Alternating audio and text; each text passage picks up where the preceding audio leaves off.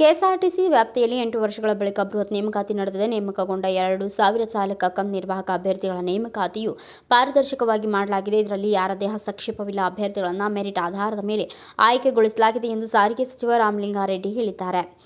ಸಾರಿಗೆ ನಿಗಮ ವ್ಯಾಪ್ತಿಯಲ್ಲಿ ನಡೆದ ನೇಮಕಾತಿಯಲ್ಲಿ ಆಯ್ಕೆಯಾದ ನೂತನ ಚಾಲಕ ಕಮ್ ನಿರ್ವಾಹಕರಿಗೆ ಮಂಗಳವಾರ ಬೆಂಗಳೂರಿನ ಶಾಂತಿನಗರದಲ್ಲಿರುವ ಕೆಎಸ್ಆರ್ಟಿಸಿಯ ಕೇಂದ್ರ ಕಚೇರಿಯಲ್ಲಿ ನಿಯೋಜನಾ ಆದೇಶ ವಿತರಣಾ ಸಮಾರಂಭದಲ್ಲಿ ಆದೇಶ ಪತ್ರ ವಿತರಿಸಿ ಅವರು ಮಾತನಾಡಿದರು. ಹೊಸದಾಗಿ ನೇಮಕಗೊಂಡಿರುವ ಚಾಲಕನ ಸಿಬ್ಬಂದಿಗಳು ಸಂಸ್ಥೆಯನ್ನು ಉಳಿಸಿ ಬೆಳೆಸಿಕೊಂಡು ಹೋಗುವ ನಿಟ್ಟಿನಲ್ಲಿ ಕರ್ತವ್ಯ ನಿರ್ವಹಿಸಬೇಕು ಹಾಗೂ ಮಹಿಳಾ ಪ್ರಯಾಣಿಕರೊಂದಿಗೆ ವಿದ್ಯಾರ್ಥಿಗಳೊಂದಿಗೆ ಸೌಜನ್ಯದಿಂದ ವರ್ತಿಸುವಂತೆ ತಿಳಿಸಿದರು. ಅಪಘಾತವು ಸಂಭವಿಸದಂತೆ ಎಚ್ಚರಿಕೆಯಿಂದ ಕರ್ತವ್ಯ ನಿರ್ವಹಿಸಬೇಕು ಎಂದು ಸೂಚಿಸಿದರು.